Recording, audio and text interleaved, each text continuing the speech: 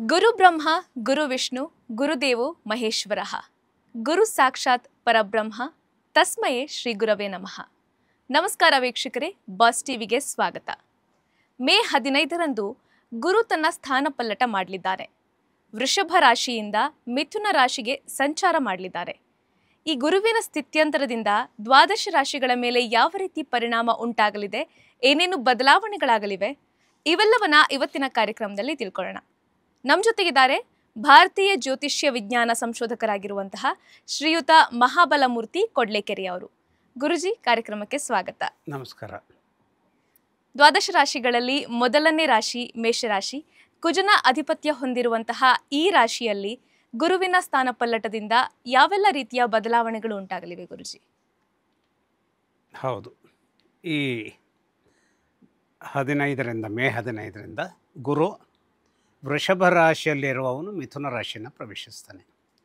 ನೋಡಿ, ನಮ್ಮೆಲ್ಲರ ಹಾಗೆ ಗ್ರಹಗಳು ಕೂಡ ಒಂದೊಂದು ಆ ಒಂದು ಪಲ್ಲಟನ ಆದಾಗ ಬೇರೆ ಬೇರೆ ರೀತಿಯ ಕೆಲವು ಸ್ಥಿತ್ಯಂತರಗಳಿಗೆ ತಮ್ಮನ್ನು ತಾವು ಒಡ್ಡುಕೊಳ್ತವೆ.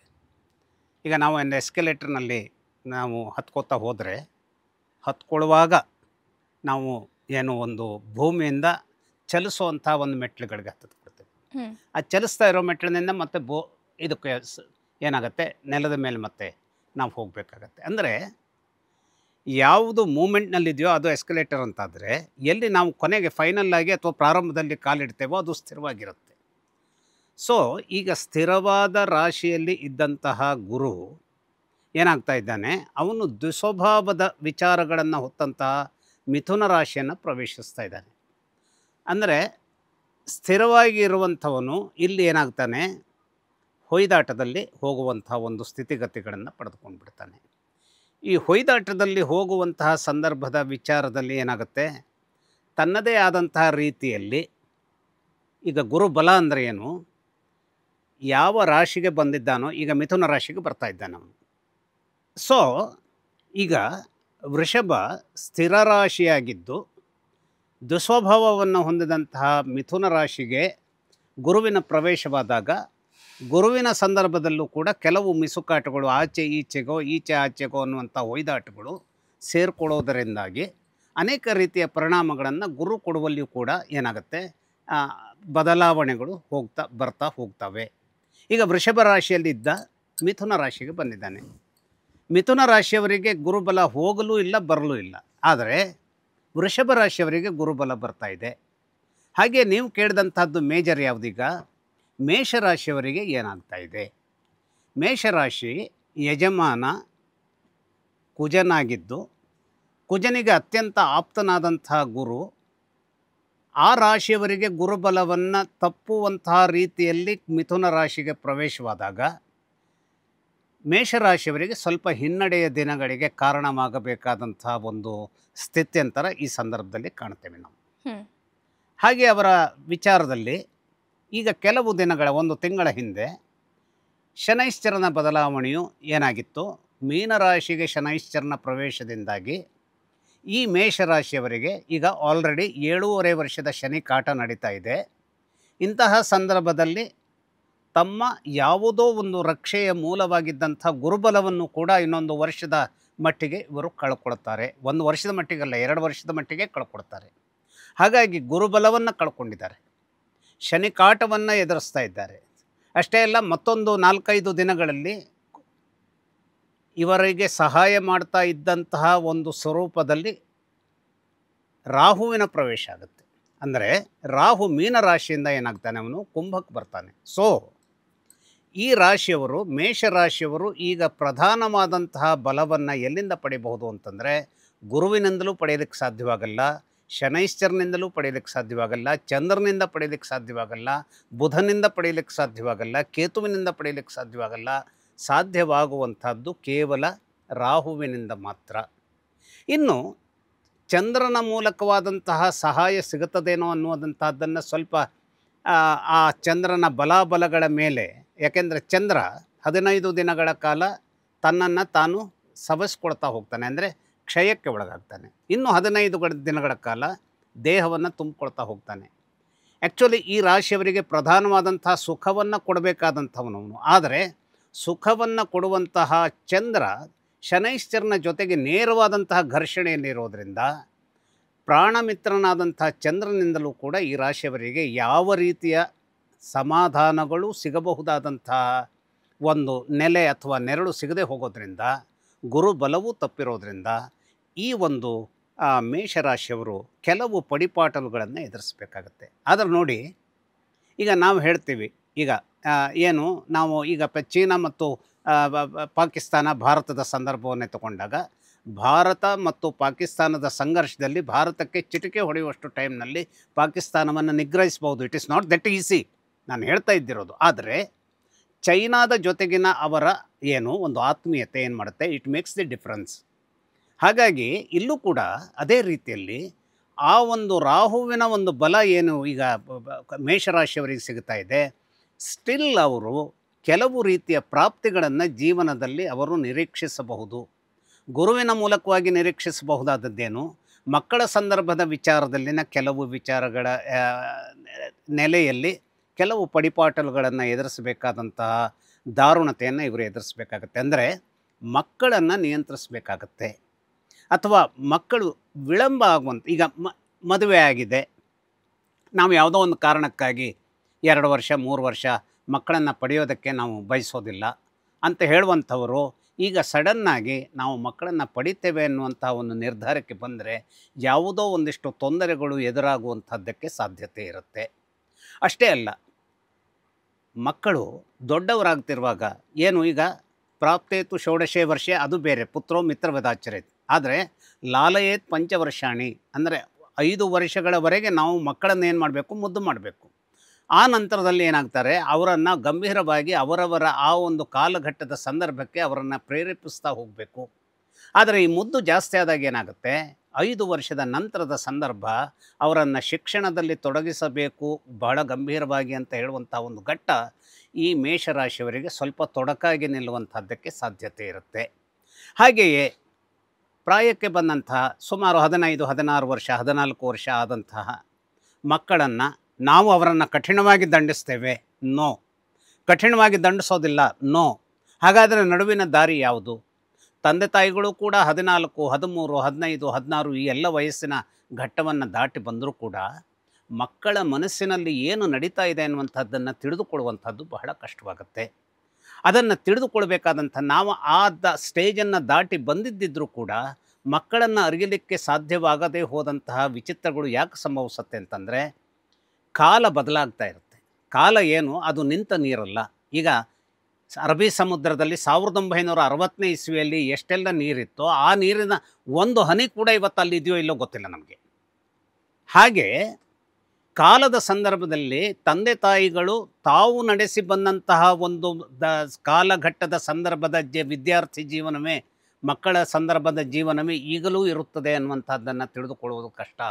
ಹಾಗಾಗಿ ಮಕ್ಕಳು ಒಂದು ರೀತಿಯಲ್ಲಿ ಸಮಾಜಕ್ಕೂ ಕೂಡ ಸ್ಪಂದಿಸ್ತಾ ಇರ್ತಾರೆ. ಯಾಕೆಂದರೆ ಸಮಾಜ ಒಂದು ರೀತಿಯಲ್ಲಿ ಓಡ್ತಾ ಇರುತ್ತೆ. ನಾವು ಚಿಕ್ಕವರಿರುವಾಗ ಸಮಾಜ ಹೋಗ್ತಾ ಇದ್ದ ರೀತಿ ಒಂದಿರುತ್ತೆ, ಇವತ್ತು ಹೋಗ್ತಾ ಇರೋ ಒಂದು ರೀತಿ ಇರುತ್ತೆ. ಇವತ್ತು ಮಕ್ಕಳು ಆ ರೀತಿಯಲ್ಲಿ ಹೋಗ್ತಾ ಇರುವಾಗ ಮಕ್ಕಳನ್ನು ನಿಯಂತ್ರಿಸಬಹುದಾದಂಥ ಇವತ್ತಿನ ಕಾಲಘಟ್ಟಕ್ಕೆ ಬೇಕಾದಂಥ ರೀತಿಯಲ್ಲಿ ಮೇಷರಾಶಿಯವರು ಮಕ್ಕಳನ್ನು ನಿಯಂತ್ರಿಸಬೇಕಾದಂಥದ್ದು ಈಗ ಅನಿವಾರ್ಯವಿರುತ್ತೆ.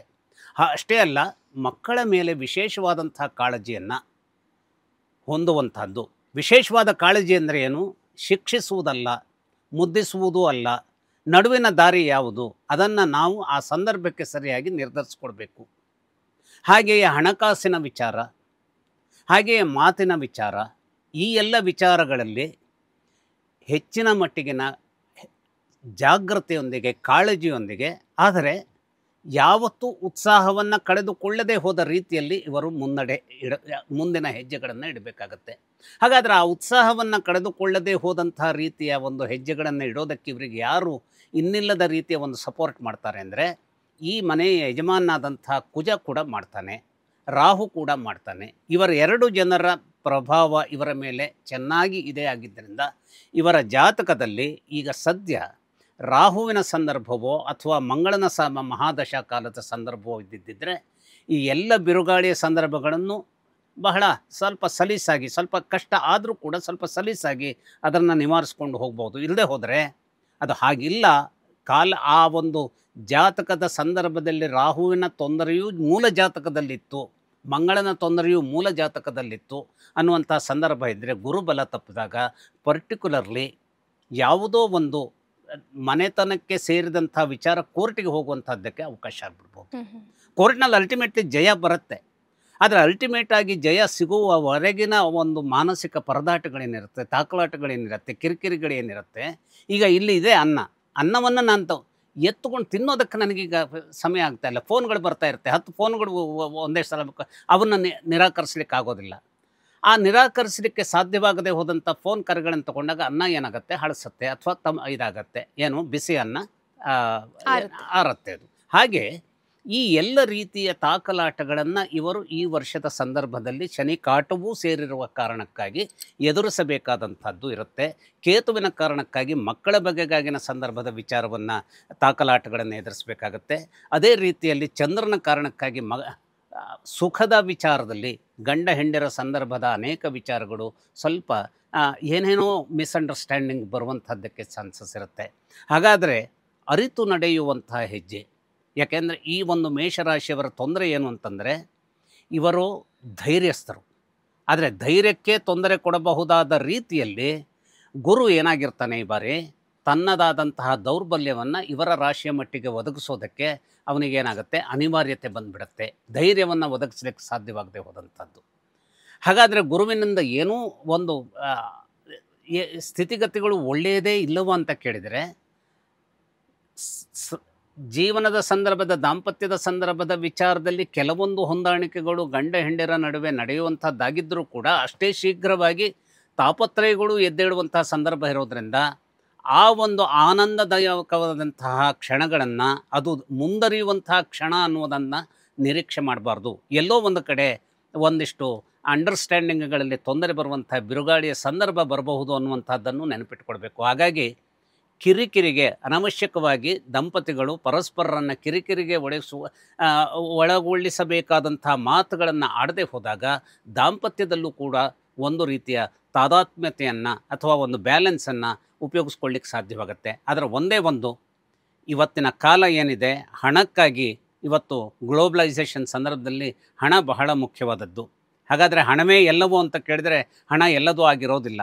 ಆದರೆ ಹಣದ ಕೊರತೆಯನ್ನು ಎದುರಿಸಬಹುದಾದಂತಹ, ಅನವಶ್ಯಕವಾಗಿ ಬಹಳ ಹಾರ್ಷ್ ಆದಂಥ ಮಾತುಗಳನ್ನು ಆಡುವಂತಹ ಪರಿಸ್ಥಿತಿ ಮೇಷರಾಶಿಯವರಿಗೆ ಒದಗಬಹುದು. ಹಾಗಾಗಿ ಮಾತಿನಲ್ಲಿ ಸಿಹಿ ಇರಲಿ, ಆರ್ಥಿಕವಾದ ನಿಟ್ಟಿನಲ್ಲಿ ಯಾವುದು ಬಂತೋ ಅದರ ಮೂಲಕ ಆ ರೇಷಿಯೋದ ಒಳಗೆಯೇ ಖರ್ಚುಗಳನ್ನು ನಿಭಾಯಿಸಬಲ್ಲಂತಹ ಜಾಣತನವನ್ನು ಹೊಂದಿರಲಿ.